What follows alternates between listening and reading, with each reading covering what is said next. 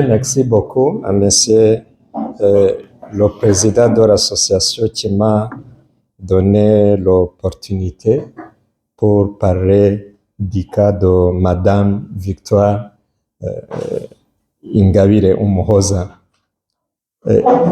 Ce cas, c'est un cas révélateur systémique de dérives judiciaires au Rwanda. Mesdames, Messieurs, chers collègues, chers participants, aujourd'hui, je vous présente une analyse d'un dossier qui dépasse largement le cas individuel qu'il concerne. Je vais parler du dossier de Madame Victoire Umuhoza Ingabire, figure politique rwandaise dont la trajectoire judiciaire récente met en lumière des failles structurelles, des abus procéduraux et des tensions constitutionnelles profondément enracinées dans le fonctionnement de l'appareil judiciaire rwandais. Ce dossier est un miroir. Un miroir qui reflète non seulement la manière dont un État traite une opposante politique, mais aussi la manière dont un système judiciaire peut, sous couvert de l'égalité, produire des décisions qui fragilisent l'état de droit. Permettez-moi de commencer par rappeler brièvement les faits. En juillet 2025, dans une affaire pénale en cours, la Haute Cour de Kigali convoque Madame Victoire Ingabire comme accomplice alors qu'elle n'est pas poursuivie. Cette convocation repose sur l'article 106 du Code de procédure pénale rwandais. Un article qui permet au juge d'appeler à la barre des associés non poursuivis et si les explications ne convainquent pas, d'ordonner au ministère public d'enquêter sur eux. C'est exactement ce qui s'est produit.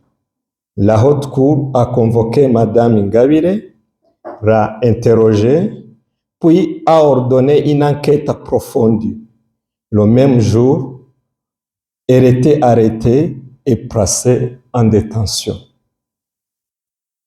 Face à cette situation, elle saisit la Cour suprême pour demander que l'article 106 soit déclaré inconstitutionnel au regard de la présomption d'innocence, la séparation des pouvoirs et l'indépendance du ministère public ou le parquet.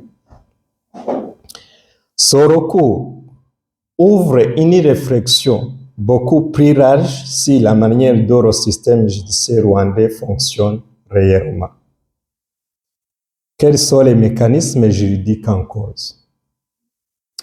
La détention provisoire, qui est devenue un outil habituellement exceptionnel, mais en pratique, instrument de contrôle arbitraire. La détention provisoire est encadrée par l'article 76 du Code de procédure pénale rwandais, modifié en 2023.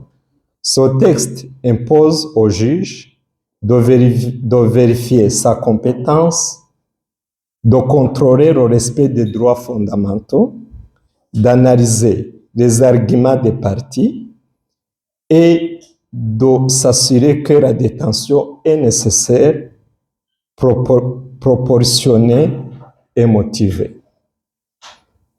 Sur le papier, l'article est protecteur. Dans la pratique, c'est tout autre chose.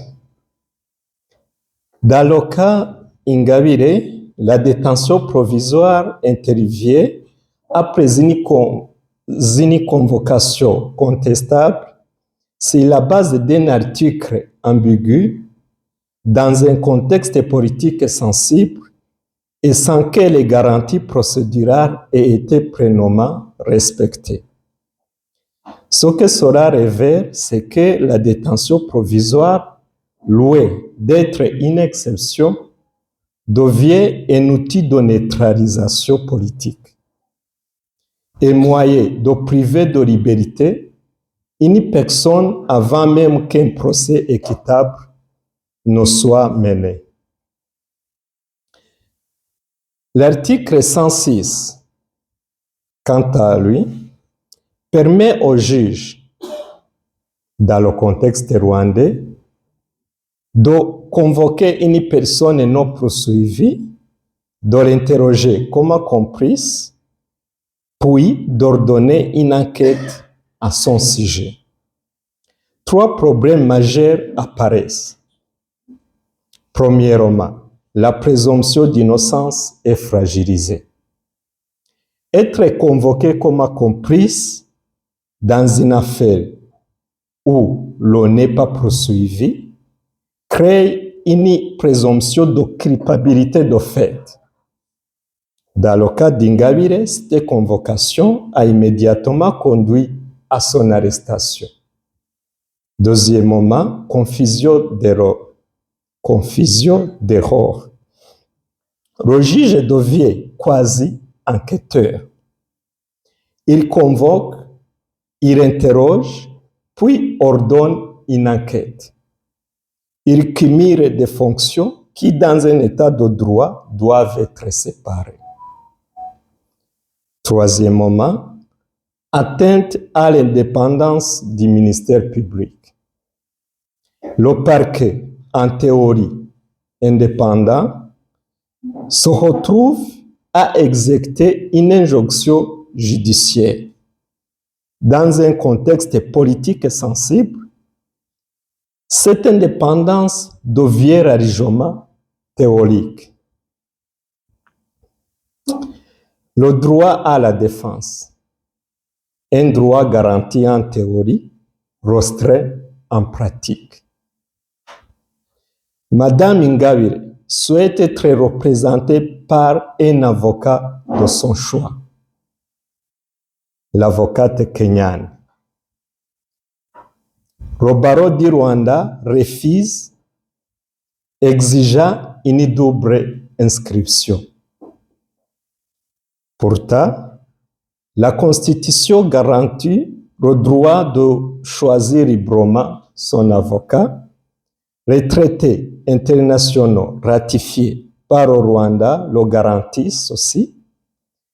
Le traité de l'East African Community promet la libre circulation des services juridiques et judiciaires.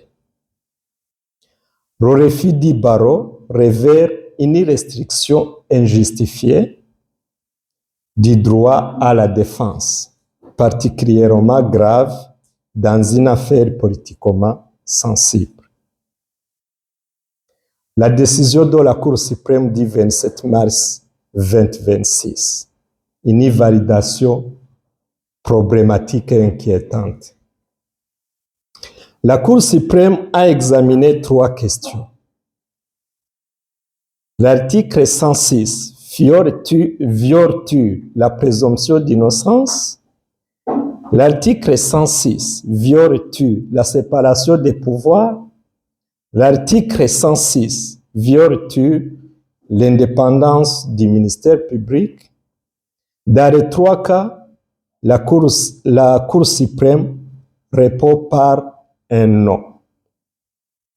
Si la présomption d'innocence, la Cour suprême estime que convoquer une personne ne signifie pas la déclarer coupable. Ordonner une enquête ne viole pas son principe. Le juge peut agir sur base de soupçons. Cette lecture est formelle, mais elle ignore les effets concrets. L'étiquette d'accomplice, l'exposition médiatique, la détention, la perte de liberté. Si la séparation des pouvoirs, la Cour suprême affirme que le juge ne mène pas l'enquête, et il ne fait que signaler des éléments. Le parquet laisse terrible. Mais dans la pratique judiciaire rwandaise, lorsqu'un juge ordonne une enquête dans une affaire politique, le parquet n'a pas la liberté réelle de refuser. Si l'indépendance du ministère public, la Cour suprême affirme que le parquet conserve sa discrétion, il peut poursuivre ou non. L'article 106 ne transfère pas ses pouvoirs au juge. Mais cette vision ignore les rapports de force institutionnels et le contexte politique. Alors il y a tous ces éléments, un schéma apparaît clairement. Une justice qui fonctionne, mais pas pour protéger les libertés. Le système judiciaire rwandais est efficace, rapide, structuré, mais cette efficacité sert la stabilité abusive politique, le contrôle tyrannique social, la gestion despotique des opposants. Une séparation des pouvoirs asymétrique. Le juge influence le parquet. Le parquet ne peut pas contester la logique judiciaire. Les contre-pouvoirs sont anéantis. Une présomption d'innocence théorique. Dans les affaires sensibles, la présomption d'innocence devient une fiction juridique. La procédure crée une présomption de culpabilité de fait pratiquement légitimée. Un droit à la défense l'ostrait. Le défi d'un avocat, vers une volonté de contrôler le champ de la défense, surtout dans les affaires politiques. Un contrôle de constitutionnalité centralisé, absolument manipulé. La Cour suprême valide un mécanisme contesté au nom de la lutte contre l'impunité. Les juges ordinaires sont désarmés. Le contrôle de constitutionnalité devient un outil de légitimation de l'assassinat des libertés. Jamais un système de protection. Mesdames et messieurs, en parlant de cette situation, il faut aussi aborder un point qui illustre de manière particulièrement frappante les tensions internes du système judiciaire rwandais. La perception d'un traitement différencié, qualifié par des observateurs sérieux de deux poids, deux mesures, dans la manière dont la justice s'applique selon les profils des personnes concernées. Dans l'espace public rwandais, un contraste est relevé entre, d'une part, la situation de certaines personnalités ayant eu des parcours politiques sensibles et d'autre part, la sévérité des poursuites engagées contre Madame Victoire Muhoza Ingabire. Un exemple ici cité concerne le cas du Premier ministre actuel, Justin Nsengiyumva, son monsieur a été condamné par la justice rwandaise avant d'être ultérieurement gracié par Paul Kagame. Son monsieur fut affilié par les autorités de Kigali au Rwanda National Congress, RNC, une organisation d'opposition en exil, elle-même mentionnée dans des communications officielles comme faisant partie d'une coalition, le P5 ou le P5, que les mêmes autorités ont publiquement associées à des activités qualifiées de terroristes. Or, dans le dossier de Madame Ingabire, l'une des charges avancées par le ministère public repose précisément sur une présumée affiliation au P5 ou P5. alors même que cette coalition a été constituée durant la période où elle était incarcérée au Rwanda. Ce qui soulève des interrogations juridiques sur la matérialité de l'infraction, la temporalité des faits et la cohérence de l'accusation. Ce contraste relève dans les analyses juridiques et académiques, mais ce contraste relève dans les analyses juridiques et académiques, mais arrière un enjeu fondamental, la cohérence interne du système judiciaire. Lorsque deux personnes ayant, selon les récits publics, étaient associées à des organisations similaires ou perçues comme telles, se voient appliquer des traitements judiciaires radicalement différents. L'une bénéficia d'une grâce présidentielle et accéda à des responsabilités institutionnelles majeures. L'autre, poursuivi pour des faits liés à une affiliation supposée.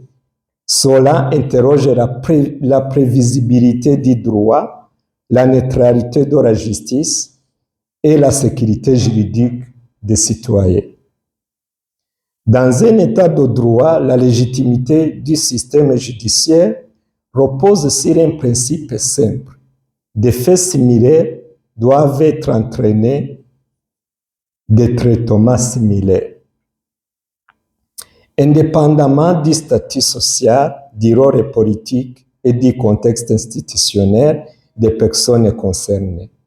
Lorsque ce principe semble mis en tension, même en apparence, cela fragilise la confiance du public dans l'impartialité des institutions et alimente l'idée que la justice peut fonctionner selon des logiques différenciées où la loi n'a pas la même portée selon l'identité de celui qui se trouve devant elle.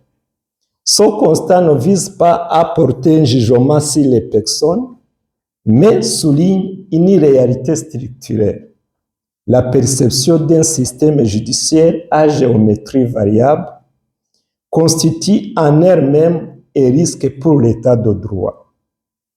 Elle révèle que les mécanismes juridiques tels que l'article 106, la détention provisoire ou les restrictions au droit à la défense peuvent être appliquées de manière sélective, renforçant l'idée que la justice peut devenir un instrument de gestion politique plutôt qu'un espace de neutralité institutionnelle.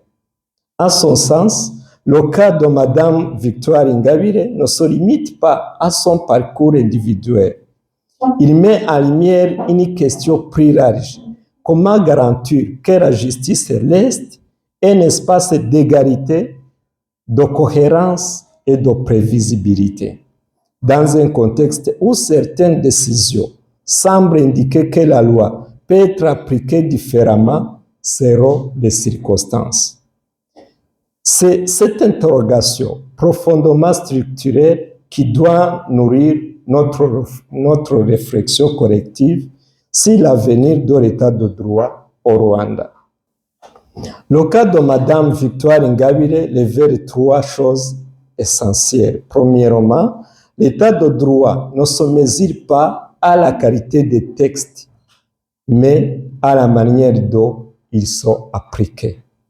Deuxièmement, le système judiciaire rwandais fonctionne selon une logique de contrôle politique, plus que selon une logique de protection des droits. Troisièmement, tant que la détention provisoire, l'article 106, les restrictions au droit à la défense et la centralisation du contrôle de constitutionnalité coexistent, le citoyen restera vulnérable face à l'appareil judiciaire. Ce dossier n'est pas seulement celui d'une opposante politique. C'est un révélateur des tensions profondes entre justice, pouvoir et liberté au Rwanda. Dans ce contexte, plusieurs voies institutionnelles peuvent être envisagées pour rétablir la cohérence, renforcer la prévisibilité du droit et garantir que les principes constitutionnels s'appliquent de manière uniforme au Rwanda. En premier lieu, interroger l'applicabilité au Rwanda des décisions de la Cour africaine des droits de l'homme et des peuples.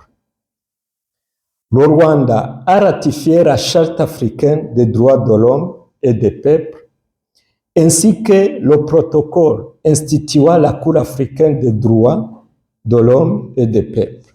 Cette ratification implique que les décisions de la Cour africaine ont une valeur juridique d'ordre interne rwandais. Les États partis doivent appliquer les décisions de la Cour et les juridictions nationales doivent en tenir compte dans l'interprétation du droit interne. Dans l'affaire concernant Mme Ingabire, la Cour africaine a estimé que les poursuites engagées contre elle relèvent d'infractions à caractère politique et que ces infractions ne doivent pas donner lieu à des poursuites pénales. Cette décision constitue un élément juridique majeur qui doit être intégré dans l'analyse constitutionnelle interne au Rwanda. Une démarche institutionnelle consisterait à saisir la Cour suprême du Rwanda pour lui demander de clarifier la place de la décision de la Cour africaine dans la hiérarchie des normes juridiques au Rwanda et de déterminer si l'arrêt de la Cour africaine des droits de l'homme et des peuples doit être appliqué dans son intégralité par les autorités du Rwanda. Une telle saisine permettrait de replacer le débat dans un cadre strictement juridique en interrogeant la cohérence entre le droit interne et les engagements internationaux du pays. En deuxième lieu, interroger le partenariat entre l'Union européenne et le Rwanda au regard des obligations juridiques européennes. L'Union européenne dispose d'un ensemble d'instruments juridiques qui encadrent ses relations avec les États tiers, notamment les clauses relatives au respect des droits humains, les mécanismes de conditionnalité démocratique, les obligations découlant du droit primaire de l'Union et les résolutions du Parlement européen concernant les relations extérieures. Dans ce cadre, il est légitime d'interroger la Commission européenne si la cohérence entre les partenariats politiques et financiers conclus avec le Rwanda et les obligations juridiques de l'Union en matière de respect de la dignité humaine, de l'état de droit et des droits fondamentaux. Certaines institutions européennes ont déjà adopté des positions fortes à l'égard d'autres acteurs internationaux, en les qualifiant de groupes ou d'entités incompatibles avec les valeurs fondamentales de l'Union. Pratiquement, l'Union européenne a déjà appliqué dans d'autres contextes des mécanismes de rupture de coopération lorsqu'une entité ou une institution d'un État tiers a été désignée comme organisation terroriste. Un exemple très récent est celui des gardiens de la révolution iranienne qui ont fait l'objet d'une désignation par le Parlement européen entraînant un appel à la cessation de toute forme de partenariat ou de coopération bilatérale avec les institutions de l'Union. Cette référence enlève une interrogation juridique et politique. Si un tel mécanisme a été activé dans le cas de l'Iran, si la base d'une appréciation institutionnelle des comportements imputé à cette entité, pourquoi un examen comparable ne serait-il pas envisagé dans d'autres situations où des acteurs étatiques sont accusés d'exercer des pratiques assimilées à des formes de violence politique ou de répression systémique? Dans cette logique, il est avancé que les comportements attribués au gouvernement rwandais, notamment en matière de gestion de l'opposition politique, de traitement des dissidents ou d'implication alléguée dans des dynamiques régionales violentes, doivent également être examinés à la lumière de critères utilisés par l'Union européenne pour évaluer la compatibilité d'un partenariat avec les valeurs fondamentales de l'Union, telles que la dignité humaine, l'état de droit et la protection des droits fondamentaux. Ainsi, une démarche structurée consisterait en adresser une demande formelle d'éclaircissement à la Commission européenne, interroger la conformité du partenariat Union européenne-Rwanda avec les obligations juridiques européennes et demander une évaluation indépendante de la situation des droits fondamentaux dans le pays. En cas d'absence de réponse ou de résistance institutionnelle par la Commission, recours au médiateur européen. Le médiateur européen a pour mission d'examiner les plaintes concernant la mauvaise administration des institutions de l'Union, assurer la transparence et garantir que les institutions respectent les obligations légales. Si la Commission européenne ne répond pas de manière satisfaisante aux demandes d'éclaircissement ou si elle refuse d'examiner la cohérence de son partenariat avec le Rwanda, il est possible de saisir le médiateur européen. Cette saisine peut être effectuée par des citoyens européens, des résidents de l'Union ou des organisations de la société civile. Dans le cas de Mme Ingabire, de nombreuses personnes engagées dans sa défense sont des citoyens européens, ce qui ouvre la voie à une saisine légitime du médiateur. L'objet serait de demander une enquête sur la conformité des actions de la Commission avec les obligations juridiques européennes, une évaluation de la cohérence entre les valeurs de l'Union et ses partenariats extérieurs et, au cas échéant, des recommandations institutionnelles. Ces pistes ne visent pas à stigmatiser les institutions ou des individus, mais à proposer des mécanismes juridiques concrets pour restaurer la cohérence du système. Elle repose sur trois principes fondamentaux: la primauté du droit international ratifié, la responsabilité des institutions européennes dans leur partenariat extérieur et la nécessité d'un contrôle indépendant lorsque les mécanismes internes montrent leurs limites.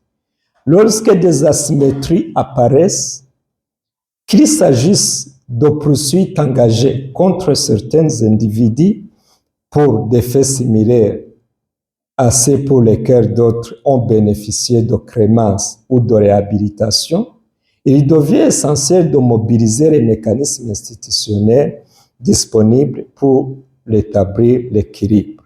La saisine de la Cour suprême, l'interpellation de la Commission européenne et, si nécessaire, la saisine du médiateur européen constituent des voies légales, institutionnelles et pacifiques pour renforcer la cohérence du système et garantir que les principes fondamentaux, dignité humaine, égalité devant la loi, droit à un procès équitable, soient pleinement respectés.